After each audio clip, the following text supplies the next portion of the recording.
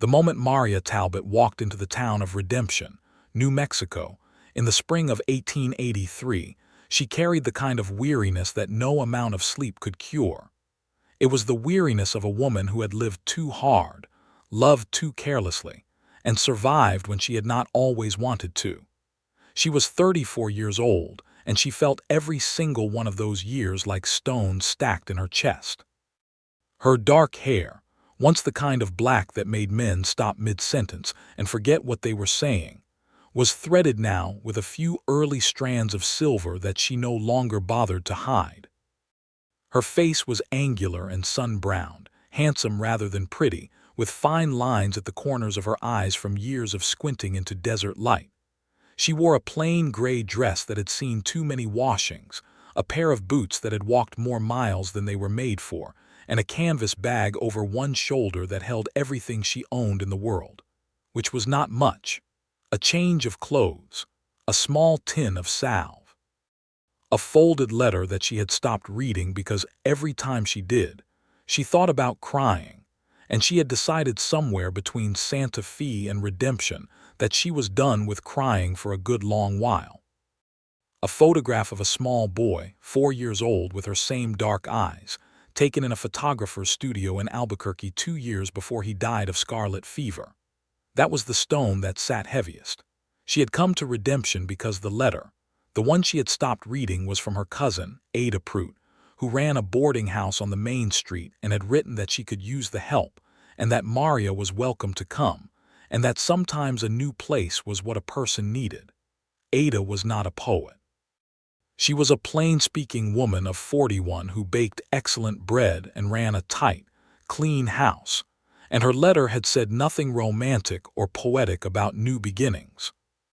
It had just said simply that there was a bed and work and that Maria ought to come. So Maria came. She stood in the main street of Redemption, which was a single wide road of packed red dirt flanked by wooden storefronts, a saloon called the Copper Penny, a general store, a small whitewashed church, a livery stable, and Ada's 2-story boarding house at the far end with its green-painted porch rail, and she took a breath of the dry, sage-scented air, and thought that the town looked like a place that had also survived things it had not entirely expected to survive. She supposed that was fitting. Ada came out of the boarding house before Maria was even halfway down the street, wiping her hands on her apron, and the sight of her cousin's broad, familiar face and the way Ada opened her arms without saying a word first made something in Maria's chest loosen just fractionally, like a knot pulled slightly less tight. "You look terrible," Ada said, wrapping her arms around her. "I know," Maria said into her shoulder. "Good thing I made soup." "Is it the potato one?" "Obviously." Maria almost smiled. It was the closest she had come to smiling in several weeks. Ada brought her inside and gave her a room on the second floor with a window that looked out over the backyard and the open desert beyond it, all ochre and sage and pale blue sky stretching to the mountains. It was a small room with a good iron bed, a washstand, a hook behind the door, and a braided rug on the floor. It was clean and quiet, and it smelled like cedar and soap, and Maria sat on the edge of the bed after Ada left her to wash up, and she put the canvas bag down on the floor, and she looked at her own hands in her lap, and she thought, "This is where I am now. This is what is left." She was not feeling sorry for herself exactly. She had moved past self-pity some time ago. The way you move past a town on a long road, you see it, you pass through it, and then it is behind you. What she was feeling was something more settled and more final. She was 34 years old, and she had been married to a man who drank himself into meanness and then drank himself into his grave. She had buried a child. She had spent 3 years after that working in a hotel kitchen in Santa Fe, washing linens and peeling potatoes, and trying very hard not to disappear into herself entirely.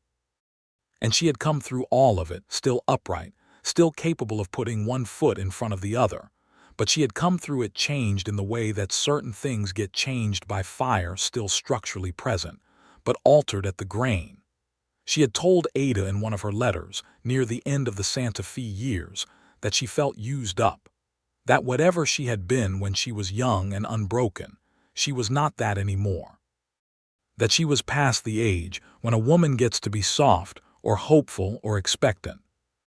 That she was not bitter about it. She was very clear about that because she was not a bitter woman, but she was clear-eyed about what she was and what she had left. And she did not think there was much room in that inventory for anything as foolish as new love or new hope or new beginnings. Ada had written back, "Come anyway." So here she was. She washed her face and hands, changed her dress, and went downstairs to help with supper. The boarding house had 6 rooms and 5 of them were occupied. There was Mr. Hadley, a retired surveyor of about 60 who smelled of pipe tobacco and spent his evenings reading. There were the Brennan brothers, Colt and James, who worked at the silver mine 6 miles east and who ate like they were expecting a famine. There was a young schoolteacher named Dolores Vega who had come from Las Cruces and was in her first year at the small school 2 streets over, and who had the wide, slightly alarmed eyes of someone who had not yet fully understood what she had signed up for. And there was the 6th room, which was empty and had been empty for 2 months, ever since its last occupant, a traveling goods merchant, had moved on south. Maria learned all of this from Ada over supper, while the Brennan brothers ate their considerable weight in beans and biscuits and Mr. Hadley spoke at length about a survey he had done in the Jemez Mountains in 1871, and Dolores Vega listened to everyone with the careful, slightly overwhelmed attention of someone trying to memorize a foreign language. After supper, after the dishes, after Ada had banked the stove and blown out the lamps in the kitchen, Maria sat on the back porch in the dark and breathed in the night air. The desert was very quiet after sundown, not silent, because there were crickets and the far-off yip of a coyote and the occasional sound of a horse or a man's voice from the direction of the Copper Penny, but quiet in the way of large spaces that do not particularly notice whether you are in them or not. She did not think about anything particular. She just sat and breathed and let the darkness be dark around her. She supposed this was as good a beginning as she deserved. Elias Carver rode into Redemption 3 days after Maria arrived, on a Monday morning when the light was still slanted and cool, and the street had the particular quiet of a place not yet fully awake. He rode a red roan gelding named Augustine that he had owned for 6 years and trusted more than he trusted most people. He was 38 years old and looked it in the honest, unvarnished way of a man who has spent the better part of his life outdoors, weathered face, wide hands, a body that was lean from work rather than youth. He had dark brown hair going gray at the temples, a straight nose that had been broken once and set fairly well, and eyes that were a peculiar shade of gray-green that changed depending on the light, and that people occasionally remarked on, because they were the kind of eyes that seemed to be paying attention to something other than what they were looking at. He had spent the last 12 years ranching. Before that, for 3 years in his mid-20s, he had worked as a deputy in a small town in Colorado, and before that he had done various forms of labor that the frontier required of young men who did not have land or money and who needed to eat.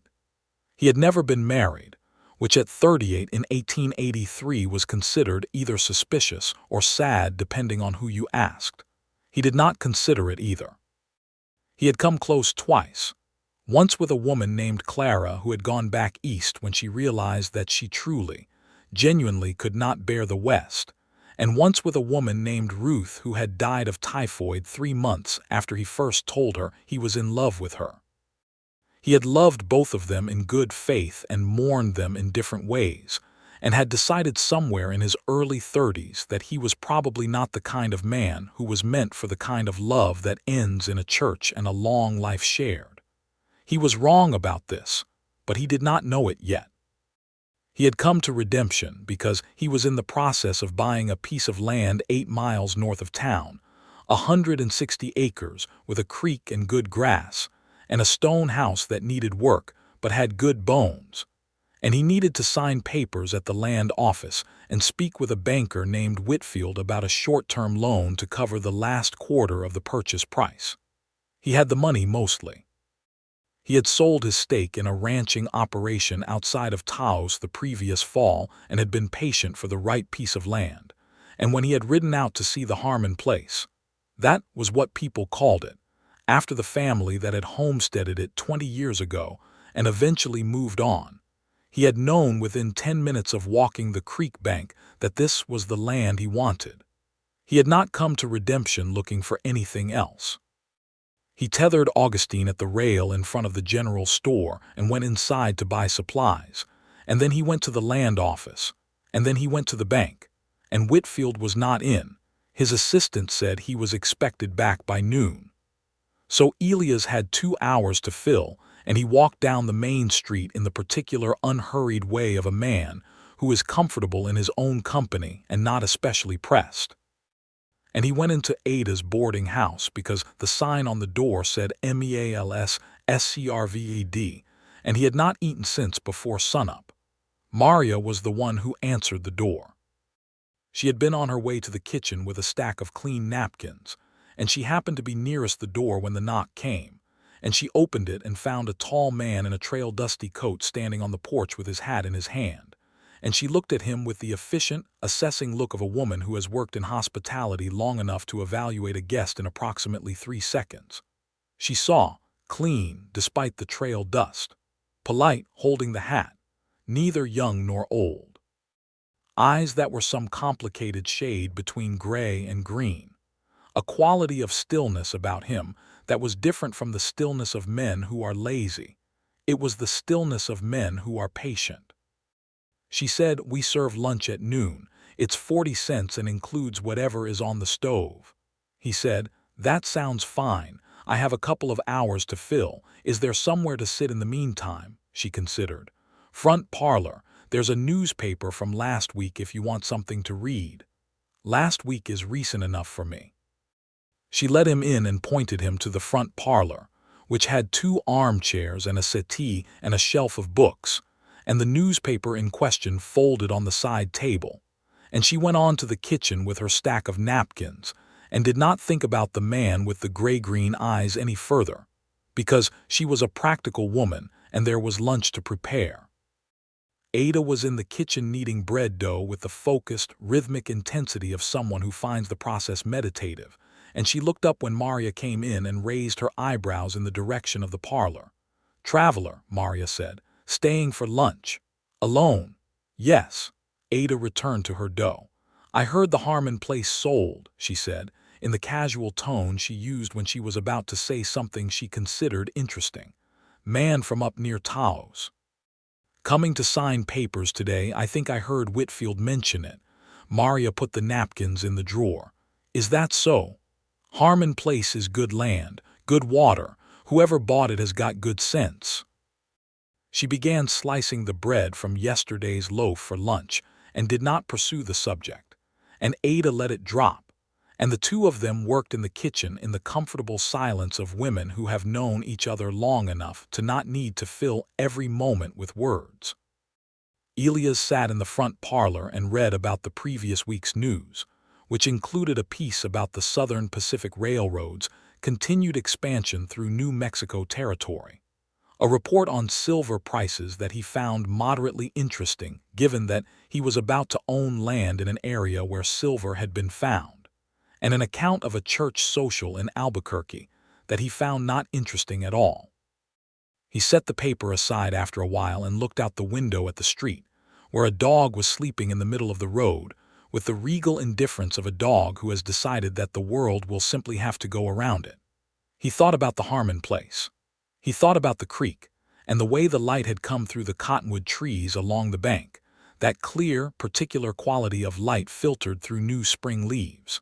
He thought about the stone house and the repairs it needed, and the order in which to do them. He was a man who liked to think in practical sequence, and the idea of the land gave him a pleasantly organized interior feeling, like shelves being built in a previously empty room. He did not think about being alone on the land. Not yet. Not in any way that troubled him. That was a thought he put to the side with the practiced ease of a man who had gotten good at not poking at certain things. Noon came and Maria came to the parlor doorway and said, "Lunch is ready," in a tone that suggested she was informing rather than inviting, and he followed her to the dining room where the Brennan brothers were already seated and Mr. Hadley was arranging himself in his chair with the precision of an elderly man for whom comfort requires preparation, and the young schoolteacher, Dolores, was already eating a biscuit. He sat at the end of the table where there was an empty place set, and Maria brought out a pot of bean soup and the bread and a dish of sliced cold beef, and she served efficiently and quietly and did not look at him particularly. The Brennan brothers talked about the mine. Mr. Hadley talked about weather. Dolores asked Elias where he was from, and he said most recently Taos, and she said she had never been to Taos, and he said it was worth seeing if she had the chance. The bean soup was very good, clean, well seasoned, with a depth of flavor that spoke of a cook who paid attention, and he said so. And Maria, who was refilling water glasses, said, "Ada made the stock, I put it together," in a tone that distributed credit evenly. "It's very good regardless," he said. She looked at him briefly with those dark, direct eyes that had catalogued him at the door with such efficient assessment and said, "Thank you," and moved on to the next glass. He paid Ada at the end of the meal and asked about the 6th room, which she had mentioned was available when he had inquired about staying in town for a few days while the paperwork was sorted. The price was reasonable. He took the room. He signed the land papers that afternoon in the land office, the ink barely dry on the deed before he felt something he could only describe as gravity, a pulling toward a place, toward the creek and the cottonwoods and the stone house with its good bones. He spoke with Whitfield at the bank and arranged the loan, and walked out into the late afternoon light feeling like a man who has finally arrived somewhere he meant to be going. He went back to the boarding house and washed the trail dust off, and came down to supper. And supper was roast chicken and boiled potatoes and green beans that had been put up the previous summer, and it was excellent. "You cook like this every night?" he asked Ada. Ada said, "We eat well in this house." "I can see that." "Maria does a fair share of it," Ada said. "She learned from a good cook in Santa Fe." Maria, passing a dish of potatoes, said, "You do not have to tell my history to every traveler who comes through, Ada." Ada smiled, unrepentant. "I am only saying you cook well. That is a compliment." "It is a preamble," Maria said, and sat down with the air of a woman who has been lightly but persistently managed by a loving relative and has learned to simply outlast it. Elias caught the small, flat note of humor in her voice, dry as the desert outside, and he was surprised to find it genuinely funny, and he looked down at his plate so she would not see him smile, because she did not seem like a woman who would be pleased to see a stranger smiling at her on 3 hours' acquaintance.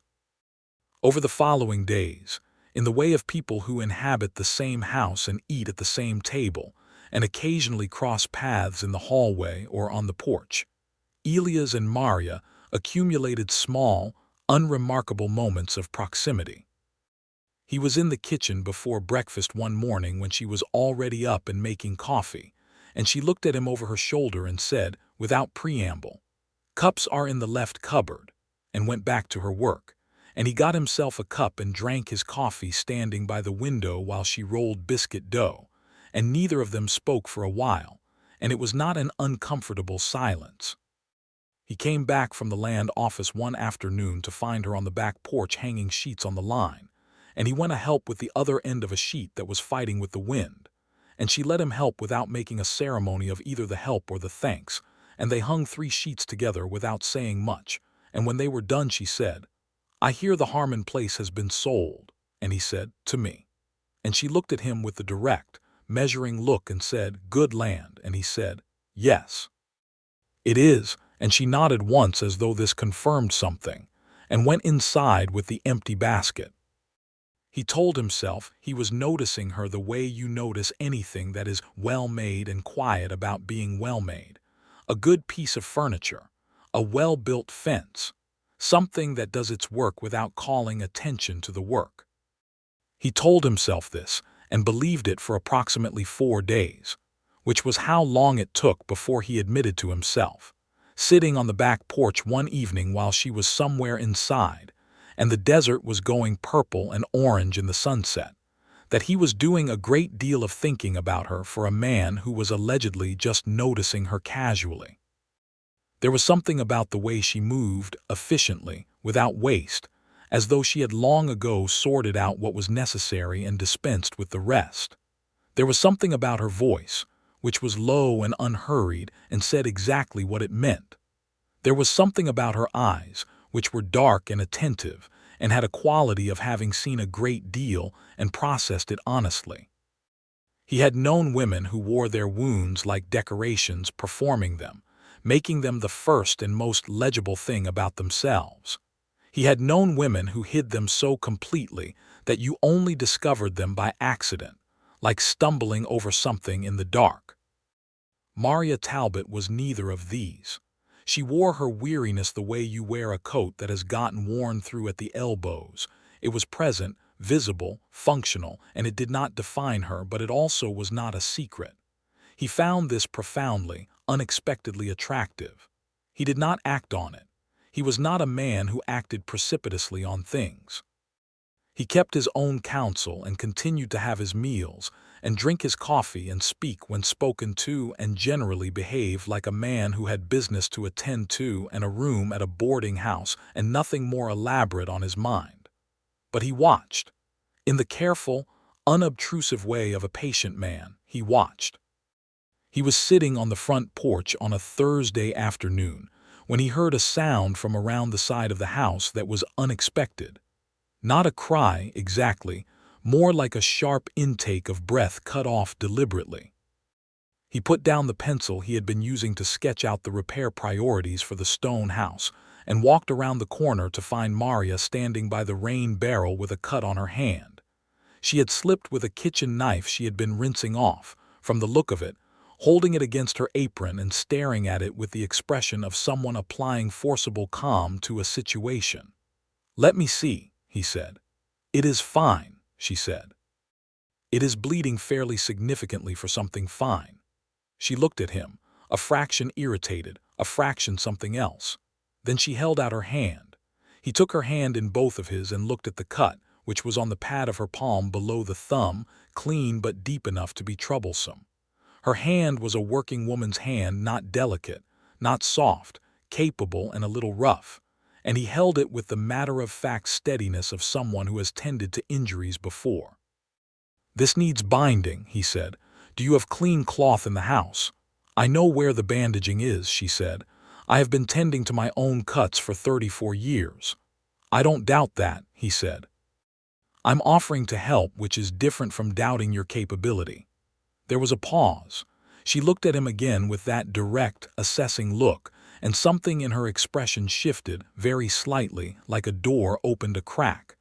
"There is cloth in the kitchen cupboard above the stove," she said.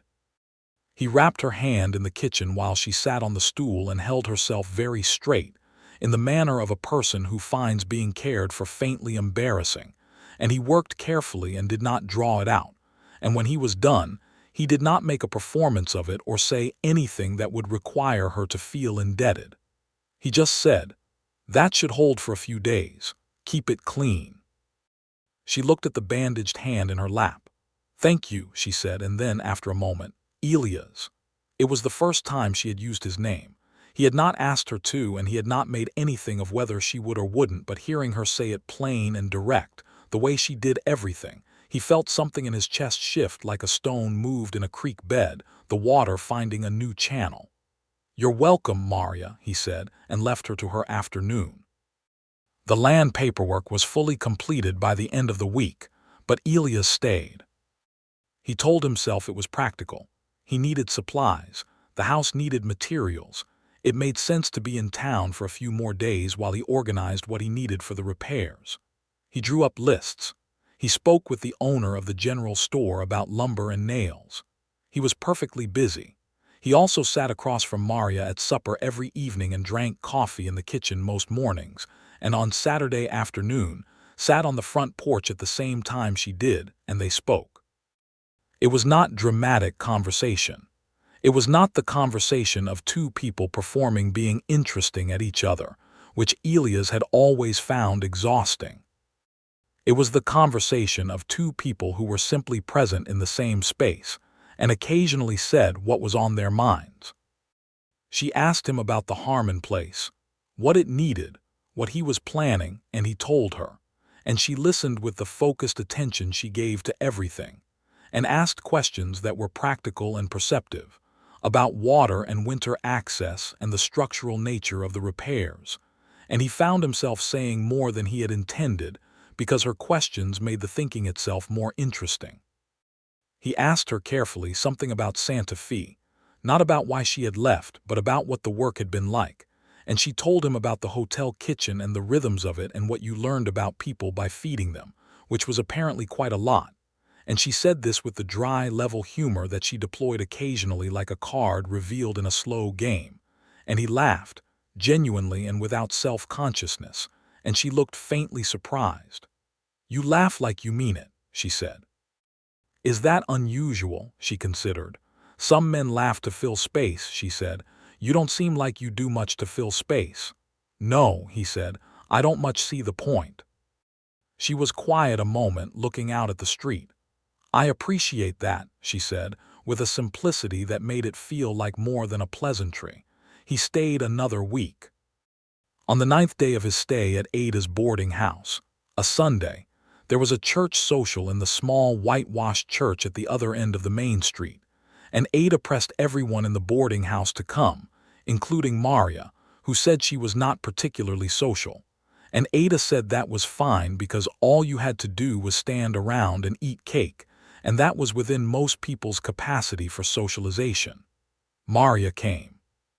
She wore a dark blue dress that Elias had not seen before, slightly better than her work dresses, and her dark hair, usually pinned practically at the back of her head, was pinned more carefully, and she looked at him across the room at one point with an expression of faint resignation that clearly communicated her opinion of church socials in general, and he pressed his mouth together to keep from smiling. He found her near the cake table at the end of the afternoon, while the social was winding down and people were beginning to collect their children and say their goodbyes, and they stood together with plates of cake lemon, not bad, and she said, "You are still in town." "I am," he said. "The land papers were done last week." "They were." She looked at him. He looked back at her. Neither of them looked away. "The boarding house suits me," he said. "Ada's cooking would suit anyone," she said, but there was something in her voice that was not quite dry humor anymore, that was something more delicate and less armored. "It's not just the cooking," he said. It was a plain statement, simply delivered without performance or pressure. He did not lean toward her or touch her arm or do anything that could be called pursuit. He just said it and let it sit. She was quiet for a moment. Then she said, "Elias, I want to be honest with you." "I'd prefer that," he said.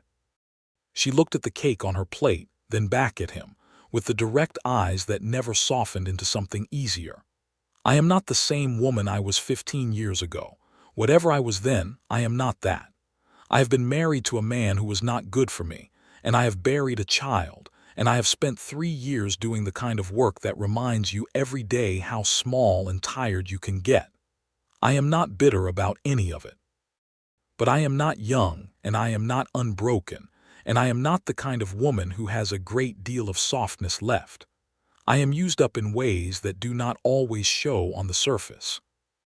He listened to all of it without looking away from her, without the slightly pained expression that people sometimes got when they were waiting for difficulty to be finished so they could say the reassuring thing. He just listened. Then he said, "I have been waiting for exactly that kind of woman." She looked at him as though he had said something in a language she understood perfectly but had not expected to hear.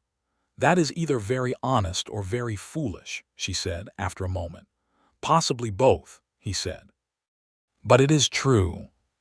She looked at him for a long time in the noise and brightness of the post-church social, with people moving around them and children underfoot, and Ada visible across the room definitely watching them from behind the pretense of talking to the minister's wife. And then something happened in her face that was very small and very significant.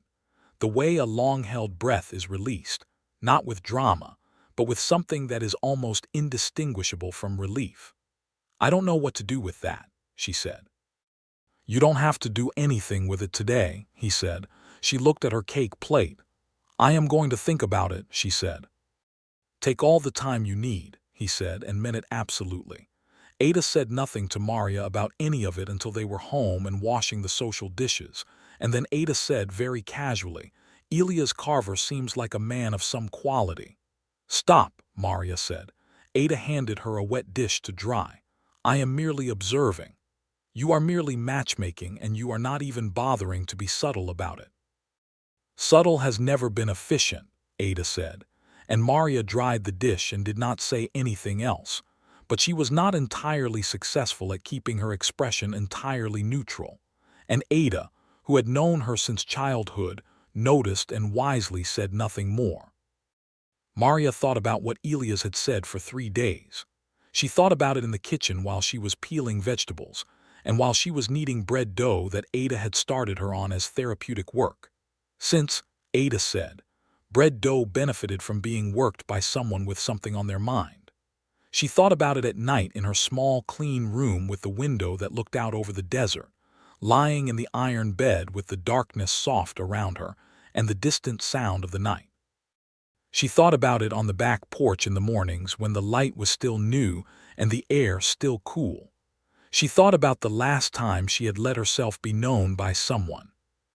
The last time she had offered her actual self, not the capable, efficient, functional Maria who got things done and asked for nothing, but the self underneath, the one with the grief and the longing and the photograph of the small boy with dark eyes in the canvas bag. She thought about how that had gone. She thought about her husband, who had been charming before he was cruel, which was not unusual, and who had taken her love and her hope and her softness and had not been gentle with them. She thought about Elias Carver, sitting on the porch in the late afternoon, talking about the creek at the Harmon place with a quality of attention and care that she had initially attributed to the land itself, before she had noticed that he brought the same quality of attention to everything he engaged with, including her. She thought about his hands wrapping her cut palm without making her feel small. She thought about him saying, I have been waiting for exactly that kind of woman. She turned this over and over in her mind the way you turn a stone in your hand, examining it from different angles, checking its weight and texture, checking whether it is what it appears to be or whether there is a flaw that the first look missed. She could not find a flaw. On the 4th morning she went down to breakfast and found him already in the kitchen, which had become his quiet habit, and she got herself a cup of coffee and she stood across from him at the kitchen table and she said, I want to ask you something. All right, he said. When you said what you said at the social, about waiting for exactly that kind of woman, did you mean it as kindness or as truth? He looked at her steadily. As truth, he said. I'm not good at kindness that isn't true, it comes out wrong. Why, she said. Why exactly that kind of woman? He was quiet for a moment, not because he did not have an answer, but because he was finding the most accurate way to give it to her. Because I am also not what I was, he said. I am 38 years old and I have made mistakes and I have lost people I cared for and I have spent more time alone than is probably good for anyone. I am not looking for something easy. Easy has never seemed to me like it would actually satisfy.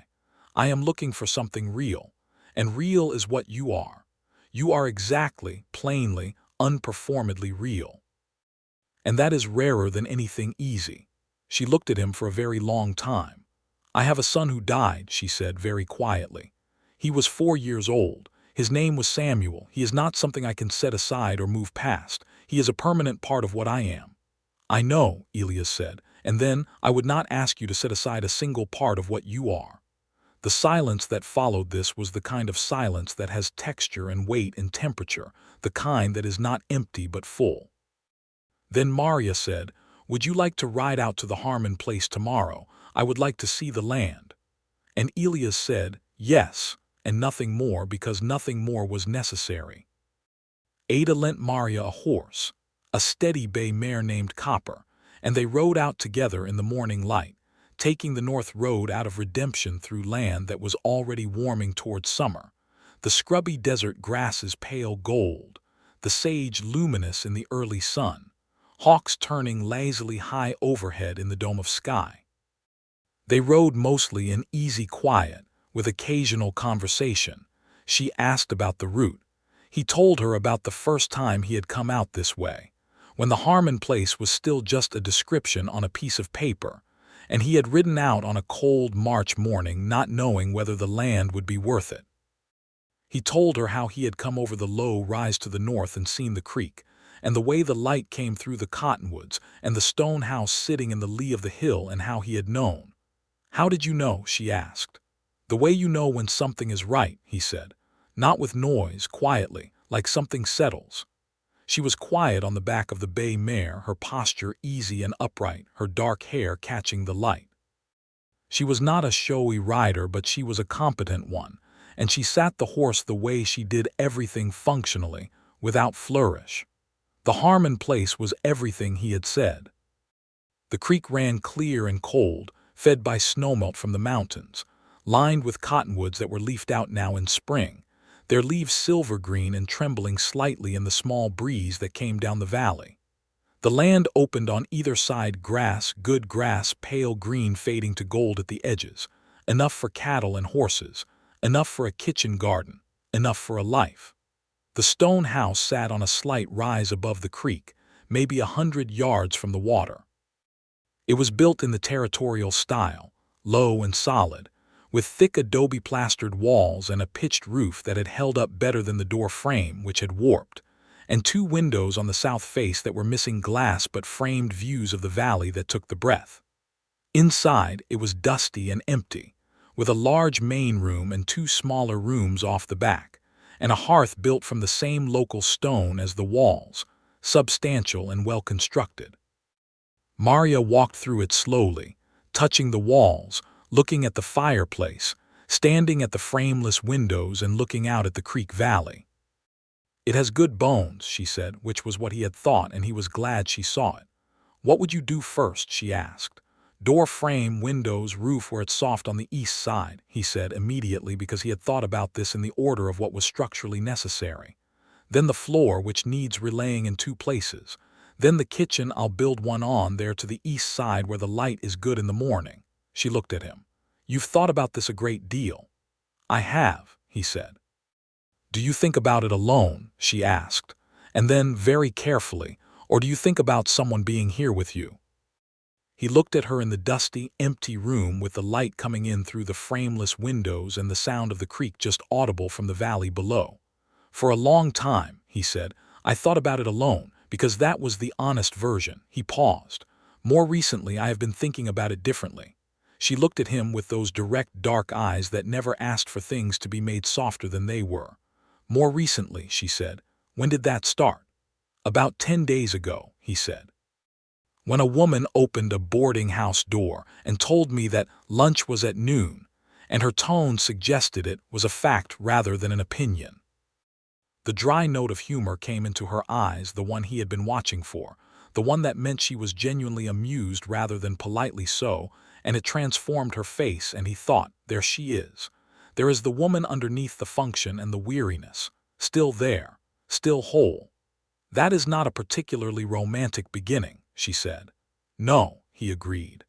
"But I have always found I trust things that begin plainly more than things that begin beautifully." She looked at him for another long moment, and then she looked back out the window at the creek and the cottonwoods, and she said quietly, "I could see living in a place like this." And he said just as quietly, "I was hoping you might." They did not rush into anything. He would have understood if she needed time, and he was prepared to give it, all of it, as much as she needed. But Maria Talbot was not, when she made up her mind, a woman who extended processes unnecessarily, and she had already spent 3 careful days thinking, and she was a person who knew her own mind when she finally let herself consult it. They rode back to Redemption in the afternoon, and over supper that evening they talked about the land and the house, and the repairs with the comfortable specificity of people who have already, at some unspoken point, decided to be on the same side of something. Ada watched from the head of the table with an expression of great contentment that she was only intermittently successful at concealing. Mr. Hadley spoke about survey methods. The Brennan brothers ate. After supper on the back porch in the blue evening, Elias said, "I want to ask you something plainly." "I prefer plain," she said. "I know," he said. "I want to court you. I want to do it properly and honestly, and without any pressure towards something you don't want.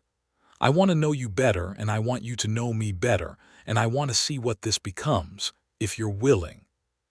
She looked at her hands in her lap, the one still lightly bandaged, the other bare, and she thought about being 34 and used up and past what she had imagined her life would be, and she thought about a stone house with good bones and a creek with cottonwood trees and a man who said exactly what he meant and meant exactly what he said. "Yes," she said, "I am willing."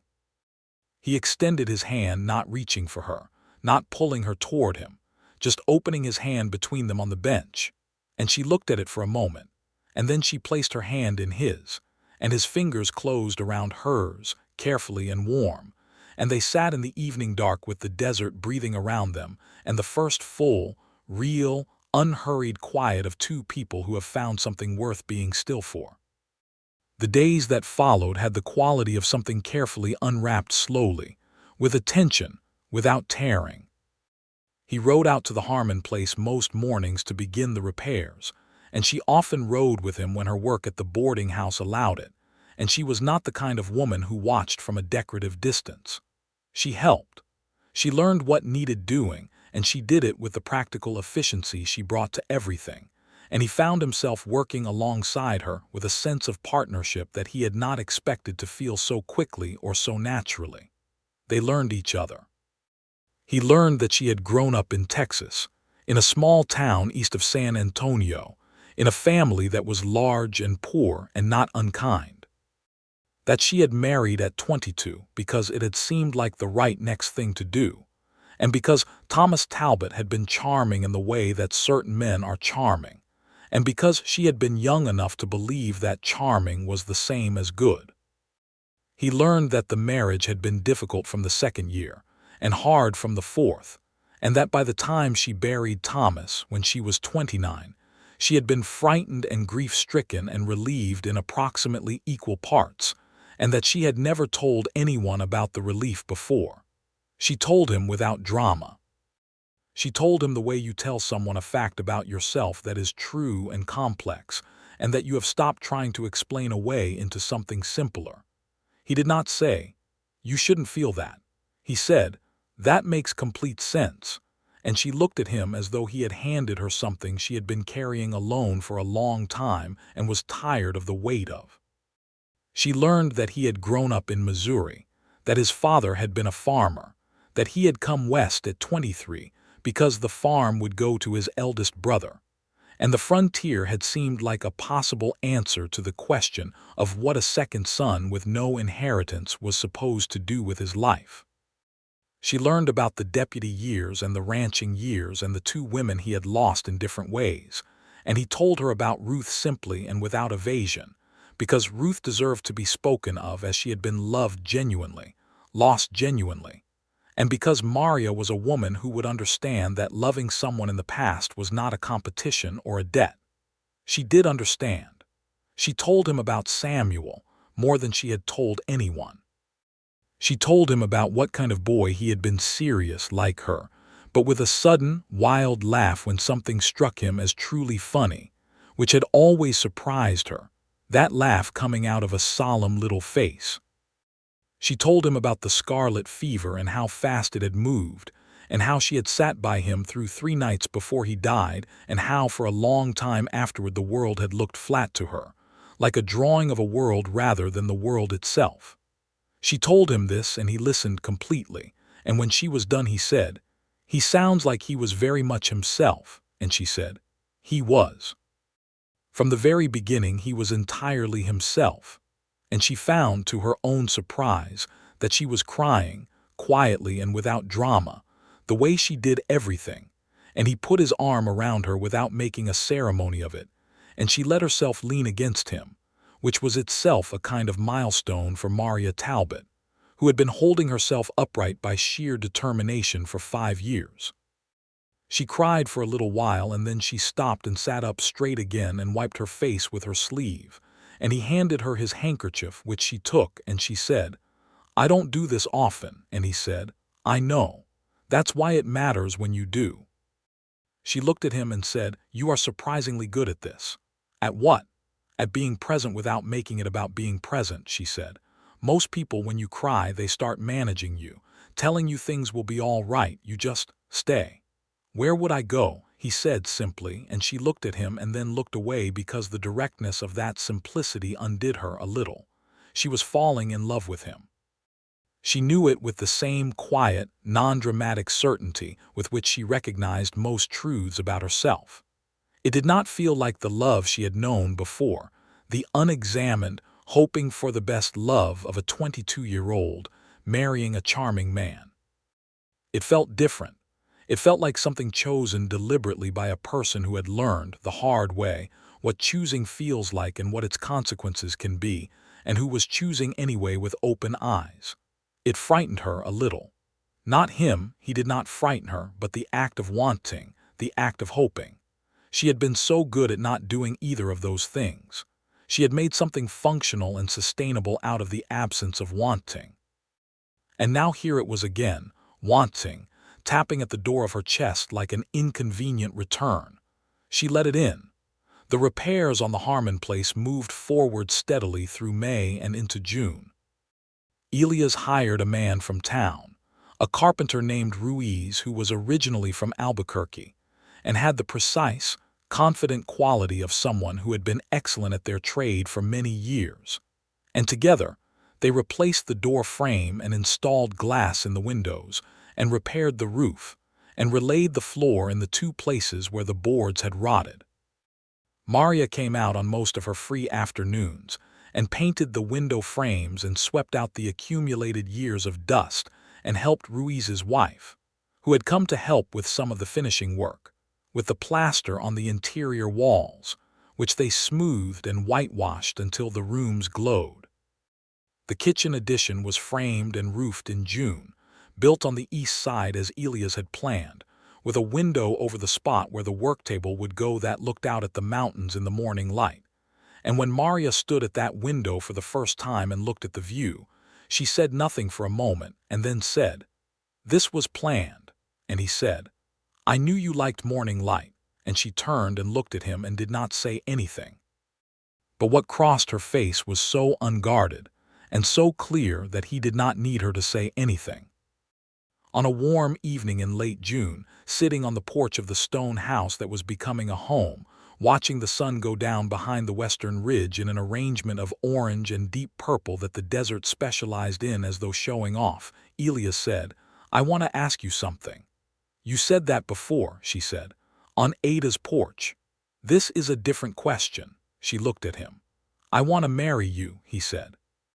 "I want to do it plainly and properly, and with your full understanding that I am asking because I want to be with you, specifically, and not because it would be convenient or sensible or because you need looking after.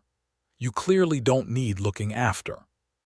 I want to be with you because you are the person I want to be with. That's the whole of it." She was quiet for a long moment, watching the colors change in the sky. "I should tell you," she said carefully, "that I might not be able to have more children. The doctor in Santa Fe said after Samuel that it was possible but not certain. I thought you should know that." "I know," he said, "and I am asking anyway.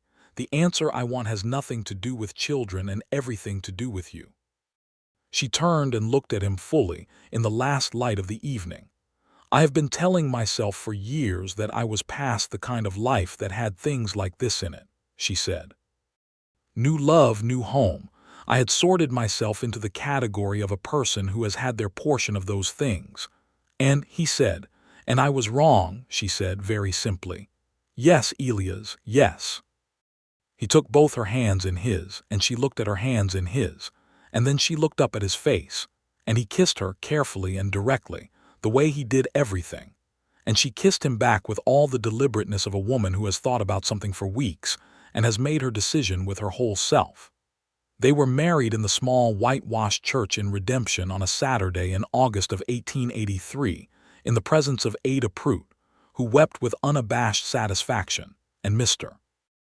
Hadley, who observed that it was a fine thing, and the Brennan brothers, who wore their cleanest shirts, and Dolores Vega, who brought flowers from the garden behind the school, and Ruiz and his wife, and a handful of other townspeople who had come to know Elias over the months of his presence in Redemption, and who came to wish him well. Maria wore a dress that Ada and Dolores and Ruiz's wife Carmen had collectively conspired to have made a deep blue wool broadcloth dress, simply cut but well made, with white at the collar, and she looked more beautiful than she would have been comfortable hearing, which was why no one said it in quite those words, though Ada's expression communicated it thoroughly. Elias wore his best coat and a clean white shirt and his good boots, and he stood at the front of the small church and watched Maria walk down the center aisle on Ada's arm, and the expression on his face was the expression of a man seeing exactly what he has hoped for, and finding it more than he had known to hope for. They spoke their vows in the plain, direct words of the Methodist ceremony, and when the minister asked Elias if he took Maria Talbot to be his wife, to have and to hold in sickness and in health, for as long as they both should live, he said, "I do," in a tone that sounded less like the performance of a vow and more like the quiet settlement of something already decided. Maria said her vows in the same tone, clear, unadorned, certain. Ada wept. Nobody was surprised. Afterward there was a supper at the boarding house, with the long table extended into the parlor and Ada's best cooking roast pork and beans and corn and 3 kinds of pie. And there was laughter and toasts, and the general warmth of people gathered for a good purpose. And Maria, who had expected to feel the social weight of it, found instead that she felt lifted. Not in the giddy, slightly unreal way of a young woman who has not yet understood what marriage is, but in the warm, solid way of a person who has walked a long way through hard terrain and arrived, finally, at a place they actually wanted to be. She caught Elias watching her from across the table at one point, in the middle of Mr. Hadley saying something about the nature of commitments, and the look he gave her was private and warm and entirely for her, and she felt something in her chest that she had stopped expecting to feel: simple, uncomplicated happiness. They moved into the stone house the following week, with the repairs done and the rooms whitewashed, and the kitchen addition complete, and a stove delivered from the general store and set in its place beside the window that looked at the mountains. They brought Maria's canvas bag, now supplemented by several boxes of household goods that Ada had pressed on them, and Elias' tools and books, and the few pieces of furniture he had accumulated. And Carmen, Ruiz, and Ada came out on the second day to help put things in order and brought bread and a pot of stew. And by evening the stone house with its good bones was a home. Maria stood in the kitchen in the evening light and looked at the window over the work table and the mountains in the fading sky, and she thought about the version of herself. She had been walking through the main street of Redemption in the spring with her canvas bag and her worn boots and her stones-in-the-chest weariness, and she thought about what that woman would have said if someone had told her where she would be 6 months later. She would not have believed it. She was glad she had been wrong. Elias came in behind her and put his hands on her shoulders, and she leaned back into him, an act that still surprised her a little, her own willingness to lean, and they looked at the mountains together in the last light. "Good view," she said. "I planned for that," he said. "I know you did," she said. "That is one of the things I love about you." He turned her gently around and looked at her in the dimming kitchen with the warmth of the stove beginning to fill the room, and he said, "I love you, Maria," with the simple, unperformed directness that she had come to know was just how he said things that were true. "I love you," she said back, and it was not difficult to say. It was the easiest thing she had said in years. The fall came in early September with a change in the light, that golden thinning of the air that the high desert did in autumn, and Elias began preparing the land for its first year of real use. He had 4 horses, including Augustine, and a small herd of cattle, 12 head to start, purchased from a rancher south of town, and he spent his days working the land with the focused pleasure of a man engaged in the work he was meant to do. Maria made the stone house into something she had not made anything in a long time, a real home. She planted a kitchen garden in the space on the south side of the house, putting in what could still be established before the first frost: garlic and onions for the spring, herbs in pots by the kitchen window, a few cold hardy greens. She made curtains for the windows from cloth she bought at the general store. She organized the kitchen with the systematic efficiency of a woman who has cooked in enough spaces to know exactly what a good kitchen requires. She still went into town most Tuesdays to help Ada at the boarding house, because she wanted to, because Ada was her family and the work was good work, and she did not believe in leaving people who had been good to her without their help. Elias never suggested she shouldn't. He understood it without explanation, and on the Tuesdays she went, he sometimes rode in himself in the afternoon and they rode home together in the early evening. She found in the fall months that the stones she had been carrying in her chest, the ones she had identified years ago and accepted as the permanent weight of her life, had not disappeared, but they had shifted. Samuel was still with her. She would carry him always, and she did not want to do otherwise.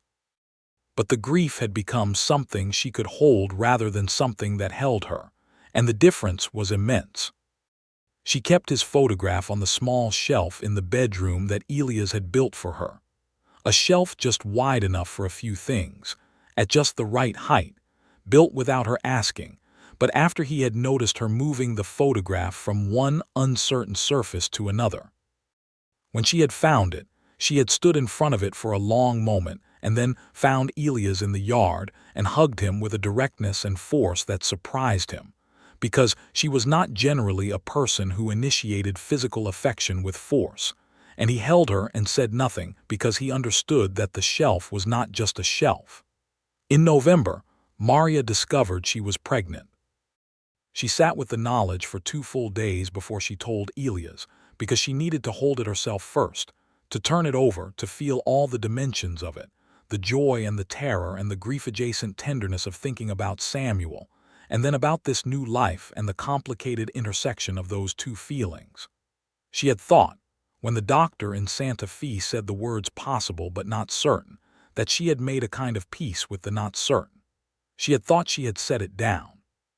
She told him on the 3rd morning at the kitchen table over coffee, with the mountain light coming through the window, and she told him directly, without preamble, because she was always direct, but her hands were wrapped around her cup with a tightness that gave away the complexity underneath. He was quiet for a moment. Then he got up and came around the table and crouched down beside her chair and took both her hands in his, cup and all, and he said, "How are you?" Not congratulations first. Not excitement first. How are you? She felt her eyes sting, which she had been braced against, but they stung anyway. "I am very happy," she said, "and I am frightened, both at the same time." "That makes complete sense," he said. "I know what can go wrong," she said. "I know," he said, "and I am going to be here for every single day of this, whatever happens." She looked at his face, close and steady, and she said, "I know you will," and she believed it completely, which was its own kind of remarkable that she could believe it completely. The pregnancy was mercifully uncomplicated. Maria was not a woman who was made fragile by pregnancy. She was physically strong and constitutionally practical, and she worked through the winter with the same steady efficiency, moderating the heaviest of the physical labor as her body required, but refusing to treat herself as breakable. Elias worried more than he showed, and she knew he worried, and she appreciated that he translated the worry into practical care, making sure she did not carry the heaviest things, making sure she ate well, making sure the house was warm, rather than into hovering, which would have driven her to distraction. Ada came out to the stone house in January and stayed for a week, and she and Maria spent the evenings by the fire talking and sewing. And there was something in the quality of that time, the warm room, the firelight, Ada's presence, Elias reading in the other chair with the focused quiet of a man who is comfortable in a room full of women, that felt like a richness Maria had not imagined for herself. The baby was born in April of 1884, on a clear, bright day when the cottonwoods along the creek were just beginning to leaf out, the world going green again in the patient, reliable way of spring. He was a boy, born with a full head of dark hair and a forceful, opinions-forward personality that announced itself within the first minute and did not subside. He was healthy and solid, and the birth, attended by Ada and Carmen Ruiz, and a doctor from Redemption named Patterson who was capable and unflappable, went as well as such things went. Elias held him in the first hour, sitting on the edge of the bed with Maria propped against the pillows and the color coming back into her face, and he looked at the baby with an expression Maria had never seen on him before, not the steady, patient quality, not the deliberate calm, but something rawer and more open, the expression of a man who has been completely undone by a small, squalling, remarkable thing, and who is in no way trying to conceal it. "He is magnificent," Elias said. "He is loud," Maria said, and then laughed, which was the first time she had laughed since the labor had started, and Elias looked up at her, and the expression on his face then was something she would carry for the rest of her life, love so unguarded and so certain that it looked almost like wonder. They named him James Samuel Carver. James for no particular legacy reason except that they both liked it. Samuel for the boy in the photograph on the shelf in the bedroom, because Maria wanted her son to carry his brother's name into the world.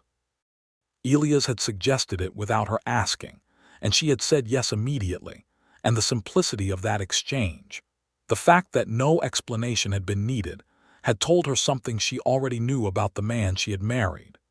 James Samuel was a force of nature from his earliest days. He was loud and inquisitive and stubborn in a way that Elias said came from his mother and Maria said came from Elias, and neither of them was entirely wrong. He was also, from a very young age, enamored of the horses, particularly of Augustine, who tolerated the small, grabbing child with the serene indifference of an animal that has decided it is above being bothered. Life on the Harmon place, which people around Redemption had started calling the Carver place within a few months of the purchase, the new name settling naturally into use, had a rhythm that suited both of them. They were not idle. Ranching in New Mexico territory in the 1880s was not a life that permitted idleness.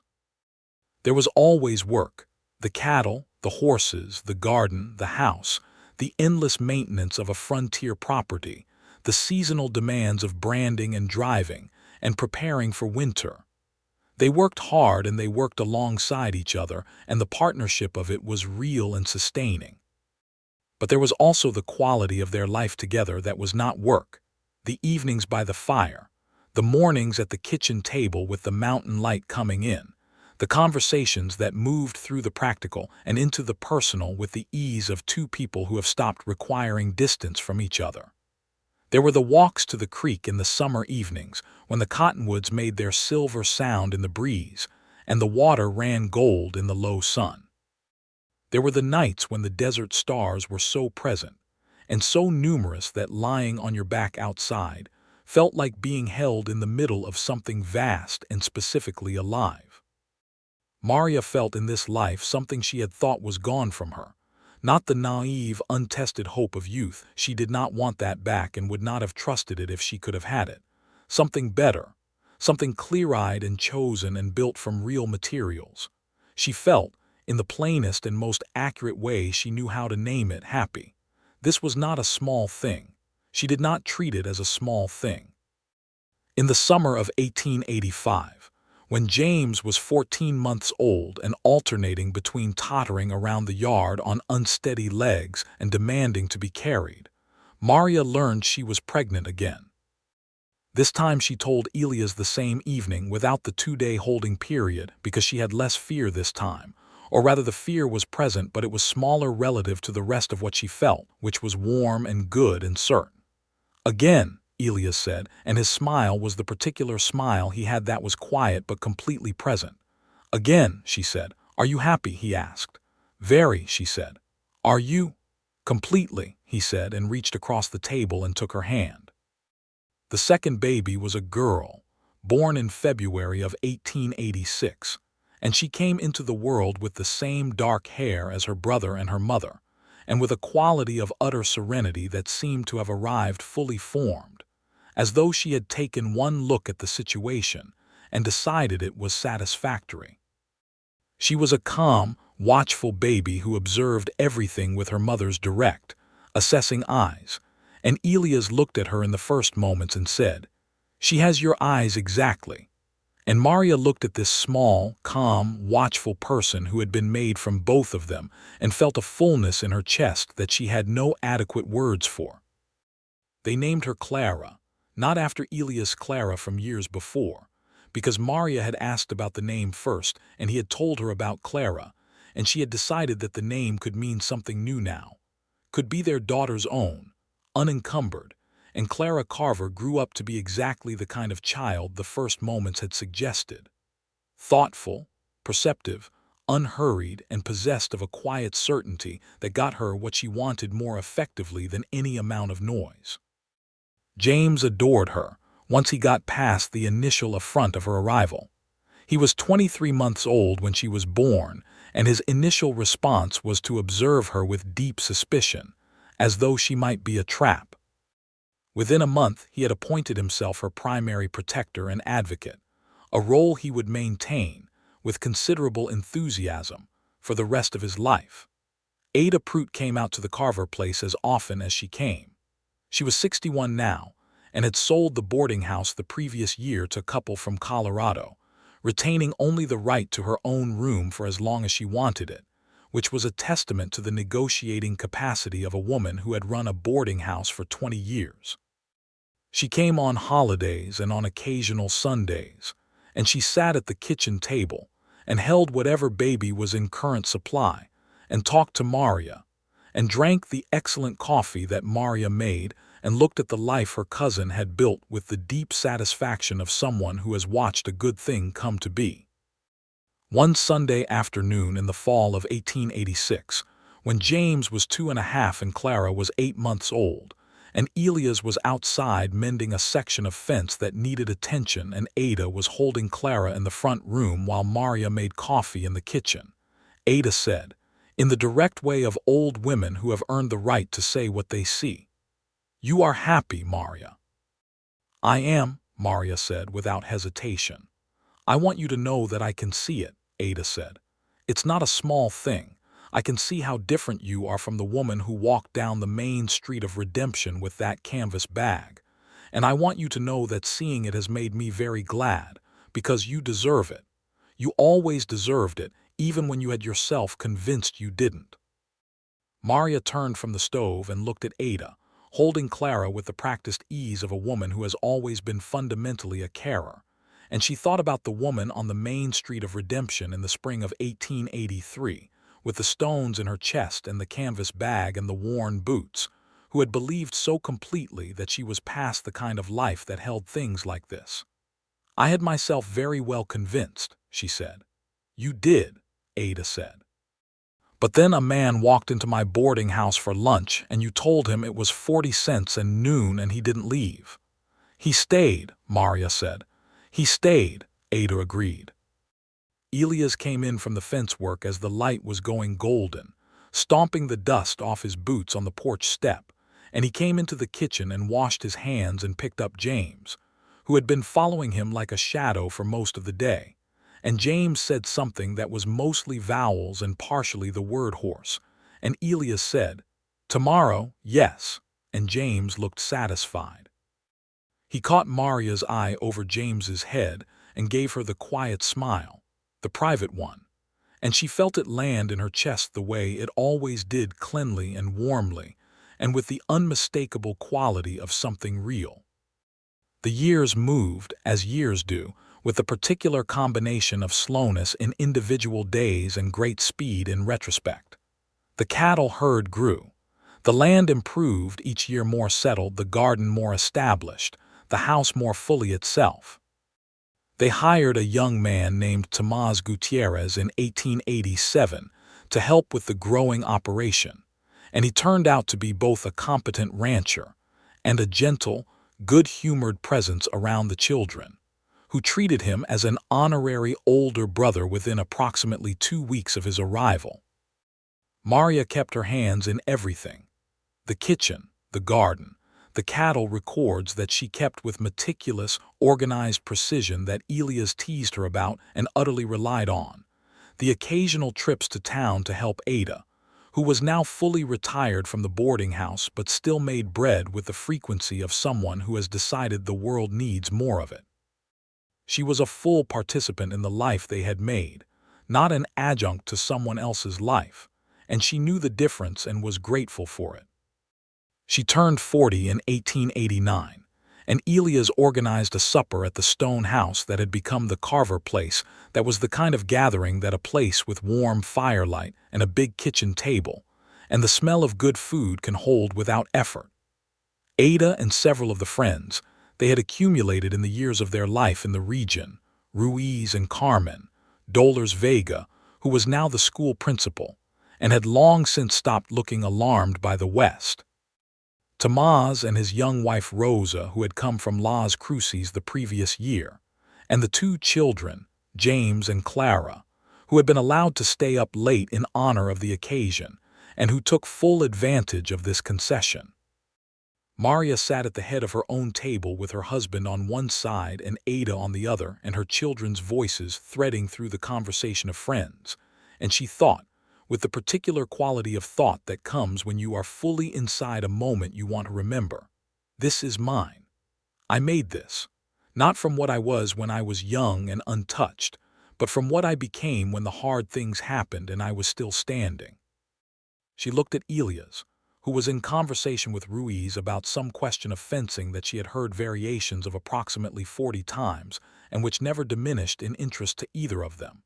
And she thought about what he had said to her in the church social in Redemption in 1883, about how he had been waiting for exactly that kind of woman, and she thought about what she had said to him, that it was either very honest or very foolish, and she had been wrong about both options. It was neither. It was simply true. He felt her looking and turned from the fencing conversation and met her eyes, and she said nothing, just looked at him with the same direct, unguarded look that she had been giving him for 7 years now and still meant every time, and he looked back at her with the same quality of seeing, really seeing, the whole of her that had been in his eyes from the beginning. "All right," he said low, just for her. "Completely," she said. He reached under the table and took her hand, and she held his, and the conversation carried on around them, and the children laughed at something Tomás said, and Ada refilled her own wine glass with the serene self-sufficiency of a woman who has decided she has earned it, and the fire in the hearth burned warm and steady, and outside the desert was its vast, indifferent, beautiful self, and inside the stone house on the 8 miles north of Redemption, everything was entirely, completely, permanently right. In the spring of 1891, James was 7 years old and Clara was 5. And James had appointed himself the primary teacher of his sister in all things equestrian, a role that Clara accepted with her characteristic calm assessment, and Elias watched with the quiet amusement of a man watching something inevitable play out. James was earnest and thorough in his self-appointed teaching role, and Clara was an excellent student because she was, fundamentally, her mother's daughter, and approached everything as something to be understood practically and done well. Elias built a second corral that spring for what had become a small but serious horse breeding operation. They had 3 good mares and a young stallion that Tomás had sourced from a rancher in Arizona, a short, deep-chested buckskin with excellent conformation, and the kind of temperament that the next generation of working horses required. And Maria helped with the record-keeping for the bloodlines with the same meticulous care she brought to the cattle records. Because she had decided that if something was worth doing, it was worth doing with full attention. She was 42 years old, and she felt it in the way that 42 in a life of physical work feels, not old, not past it, but settled in her body in a way she had not been at 20 or 30, more fully inhabiting herself, more fully at home in her own skin. She did not think of herself any more in the terms she had used in that first, honest conversation at the church social. She did not think of herself as used up or past her time. She thought of herself as someone who had had her time shaped by hard things, and who had found, against her own settled expectations, that the shaping had left her more fully capable of the life she was now living, not less. She had told Elias this one evening, in the way that they occasionally said the important things casually, almost sideways, while doing something else, because both of them were people for whom the important things came out more naturally when they weren't being made into ceremonies. She had been drying the supper dishes, and he had been sitting at the kitchen table with the ranch accounts, and she had said, without looking up from the dish, "I used to think the hard years had used me up. That I had a certain amount of myself in those years spent it.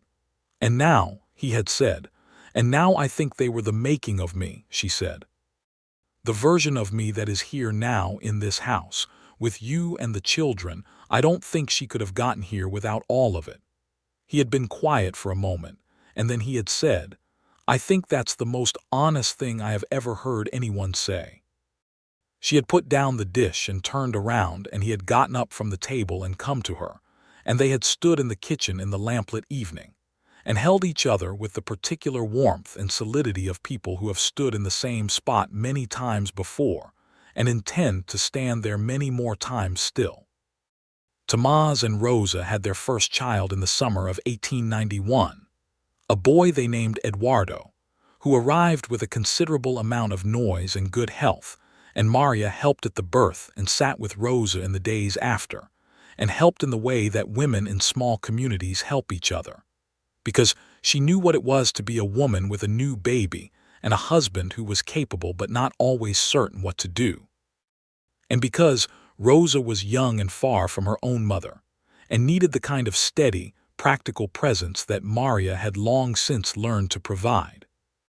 Watching Eduardo's arrival and the particular joy of Tomás, who was not, normally, a man who showed his emotions with any particular openness, but who was transparent with happiness in a way that his ordinary reserve made even more affecting, Maria felt a warmth that was not vicarious but its own thing, the particular pleasure of seeing good things happen to people who deserved them.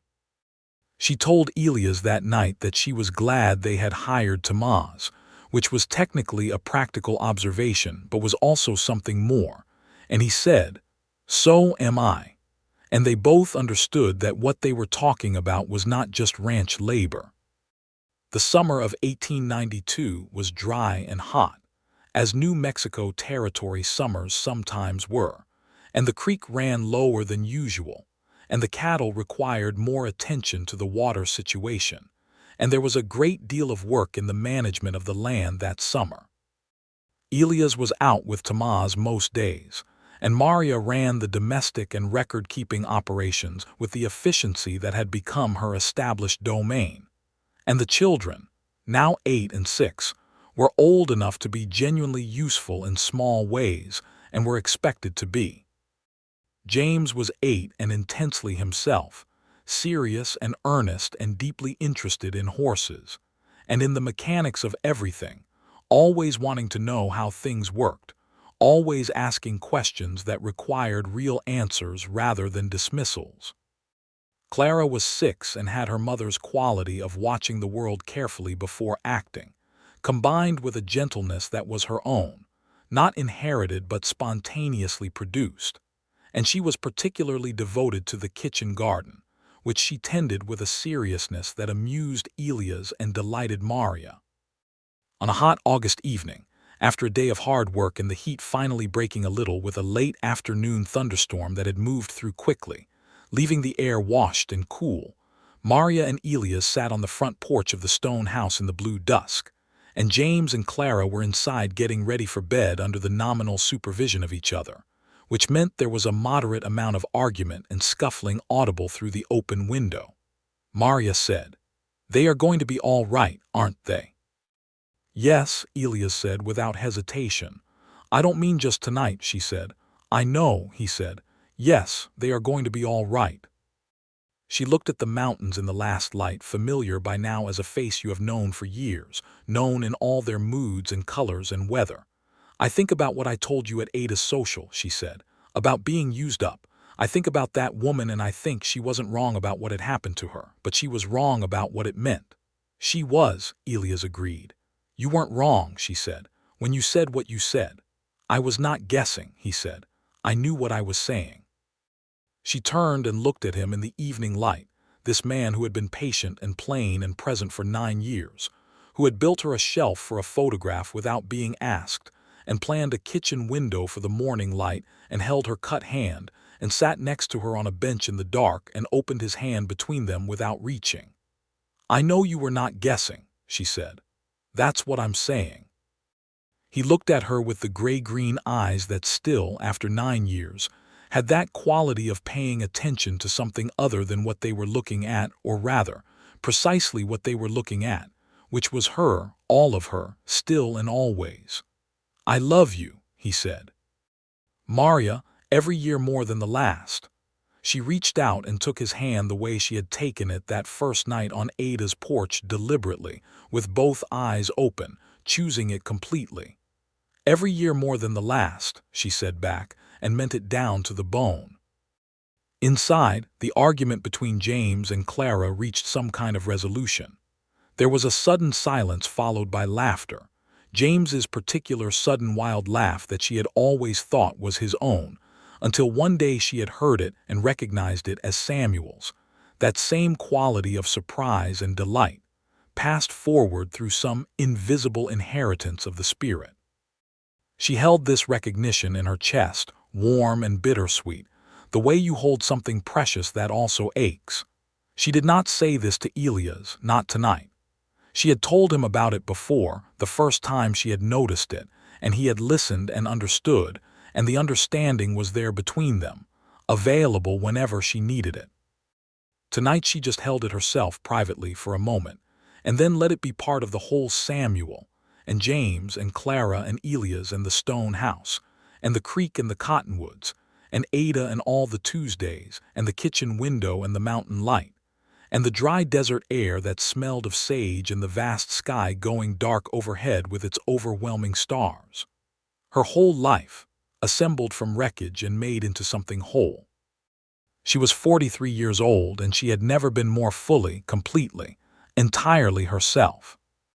The years continued to move, as they do, accumulating in the way of good things, not quickly or dramatically, but steadily, with the solidity of a well-built structure that settles deeper into its foundation with each passing season. The Carver place became what Marya had recognized in its bones from the beginning: a real home, a working piece of land, a place that held its people through the particular challenges of the frontier and gave back in proportion to what was put in. Elias turned 50 in 1895, and his hair was now mostly silver at the temples and the lines in his face were deeper, and he was more himself than ever, more patient, more certain of what mattered, more willing to let the unimportant things be unimportant.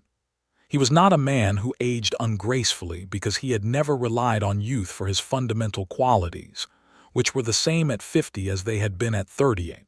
Attention, steadiness, the willingness to stay. Marya turned 46 the same year, and she had more silver in her dark hair now than the early strands she had arrived in redemption with, and the lines at the corners of her eyes were deeper, and she was entirely, comfortably at home in her face and her body in a way that she had not been at 34. She looked like what she was, a woman who had worked hard, lived honestly, grieved genuinely, and loved well. She looked, Elias told her on a morning when the light was particularly good, like someone who had one. "One what?" she said. "Just one," he said. "In the general sense." She considered this. "I'll take it," she said. James was 11 and had the horses largely in his competent hands, learning from Elias with the focused attention of a boy who wants to learn everything about something and is not interested in shortcuts. He had Samuel's eyes and Marya's directness and Elias' patience, all assembled into a person who was already, at 11, distinctly and irreducibly himself. Clara was 9, and had taken to the kitchen with an interest and seriousness that delighted Maria, who taught her everything she knew with the same care she brought to everything. And the kitchen garden had expanded under Clara's management to twice its original size. Tomás and Rosa had two more children by then, a girl named Valentina and a second boy named Louis, and the small community of the Carver place had the warm, interconnected quality of people who have chosen each other's proximity and found it good. Rosa had become a genuine friend to Maria, not just a neighborly acquaintance but a real friend, the kind built from actual exchange, from the particular intimacy of women who have helped each other through births and losses and hard seasons, and who have sat in the same kitchen together enough times to stop needing to perform. In the fall of 1895, Ada Prout died. She went quietly, in her room at what was now the Alvarado boarding house, in her sleep, at the age of 73. The new owners found her in the morning looking entirely peaceful, and the doctor said her heart had simply stopped with the confidence of an engine that has done its full work and had nothing more pressing to do. Maria received the news by rider, and she sat at the kitchen table for a long time without moving. Elias came in from the yard and saw her face and sat down across from her and took her hands and said nothing, and she was grateful, as she had been grateful for 9 years, for the specific quality of his presence, that he did not try to make things better before they were ready to be better, that he understood that some things needed to be fully felt before they could be moved through. She wept for Ada, openly and without apology, and he was there for all of it, as he had always been.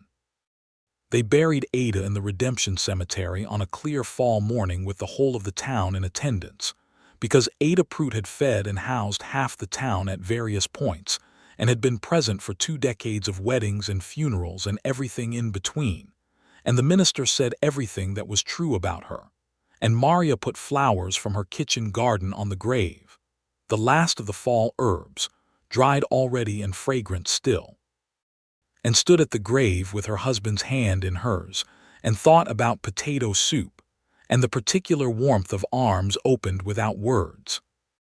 She said later to Elias, walking back through town toward where the horses were hitched, "She told me to come. That is the whole of it. She just wrote me a letter and said to come." She was wise, Elias said. She was practical, Maria said. She wouldn't have called it wisdom. And then, it amounts to the same thing, I suppose. Elias held her hand and walked and said nothing more, and she was grateful that she had come, all those years ago, with her canvas bag and her stones-in-the-chest weariness, and that Ada had been there on the porch with her arms already open, and that lunch had been served at noon, and that a man had come in off the trail and asked if there was somewhere to sit. She was grateful for all of it, the whole accumulation of it, from the hard parts to the good ones and everything in between. She was home, and home, she had learned, not the building or the land, though she loved both, but the person who waited for you in it and the life that had been built inside of it. Home was the thing she had not known she was on her way to.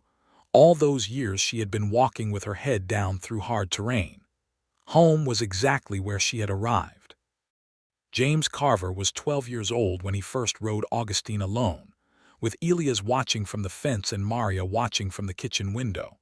And when the red roan gelding, old now, nearly 20, white around the muzzle and slower than he had been but still himself, still dignified, still watching the world with the serene authority of a horse who has decided he is above being bothered, carried the boy around the corral with the easy, rocking pace of a horse who has decided this is not a threat. Elias let out a breath that Maria heard from 20 yards away through an open window, and she understood what it was.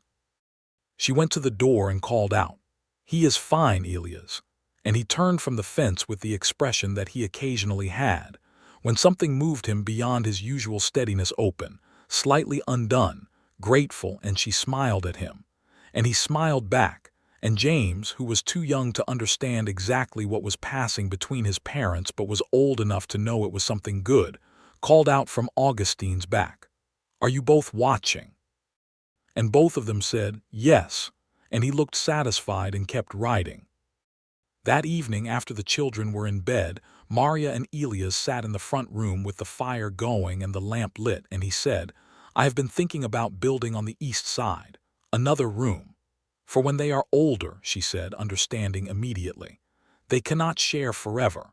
And there is space," he said. "The bones of the house always had more in them than we've used." She looked at him in the firelight with his silver-threaded hair and his familiar face, and the hands that had wrapped her cut palm and built her a shelf, and opened between them on a porch bench in the dark. "Yes," she said, "build the room. The house deserves to be what it always had the capacity to be." He looked at her with a quiet smile. "Like its owner," he said. She looked back at him with the direct dark eyes, and she felt the truth of the whole of her life in her chest, the grief and the love and the work and the staying and the choosing, all of it, and she said, "Like its owner, like us." The fire burned. The desert held its vast, dark, patient silence outside the warm stone walls. Inside, two people who had each, separately, believed that certain things were past them, sat together in the light they had made, in the home they had built, in the life that had been assembled, piece by piece, from the materials of everything that had happened and everything that had been chosen. Maria Talbot had been wrong about being used up. She had been wrong about being past her time. Not because the hard years had not happened or had not marked her, but because she had not understood, could not have understood until it happened, that a man could look at exactly what she was, the whole of it, the weariness and the grief and the silver threads and the stones she had been carrying, and see not what had been spent but what had been made. She had been waiting, without knowing it, for someone who wanted exactly that. And he had come in off the trail and paid 40 cents for lunch at noon and had not left. That was all. That was everything. That was more than enough.